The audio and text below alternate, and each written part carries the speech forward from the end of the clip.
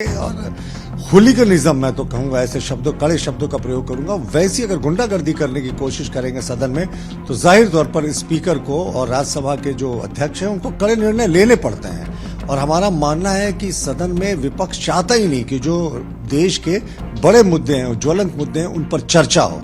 अगर इनको अपनी बातें रखनी थी तो प्रजातंत्र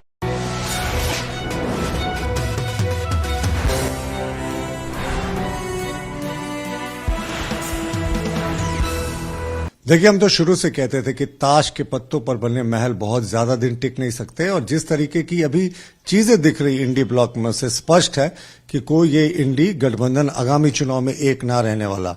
मुख्यमंत्री हेमंत सोरेन लगातार दूसरी बार बैठक में नहीं जा रहे हैं और अपने विधानसभा सत्र और सरकार आपके द्वार कार्यक्रम का हवाला दे रहे हैं। लेकिन अगर वो चाहते तो जिस तरीके से चार्टर्ड प्लेन से इनको घूमने का शौक है तो वो जाकर अटेंड कर सकते थे।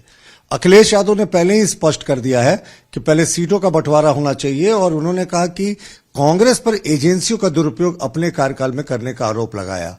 और जिस तरीके की बातें आ रही हैं साउथ के तरफ से, ममता बनर्जी की तरफ से, बहुत उत्साहवर्धक सीन नहीं है इंडी ब्लॉक की तरफ। तो हमारा मानना है कि ये बैठ के कर ले, जनता के सामने जितना धूल झोंकना है झोंक ले। लेकिन सबसे बड़ी बात है कि सीट शेयरिंग पर तो ये बात करने को तैयार है, लेकिन जनता के लिए, गरीब जनता के लिए, महिलाओं के लिए, किसानों के लिए, मध्य वर्ग के लिए इनकी क्या सोच है, इस पर अभी तक किसी ने भी 3-4 बैठकों में एक शब्द नहीं कहा। तो ये तो सत्ता के भूखे भेड़ियों का गठबंधन है।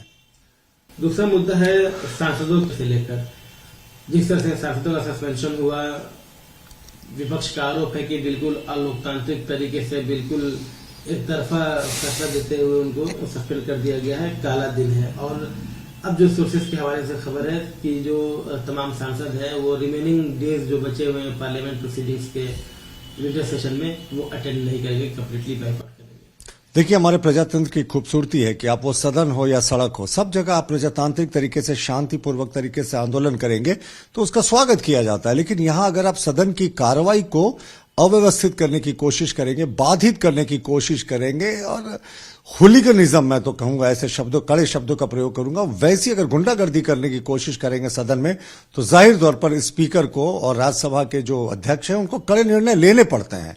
और हमारा मानना है कि सदन में विपक्ष चाहता ही नहीं कि जो देश के बड़े मुद्दे हैं, ज्वलंत मुद्दे हैं, उन पर चर्चा हो। अगर इनको अपनी बातें रखनी थी तो प्रजातांत्रिक तरीके से रखते।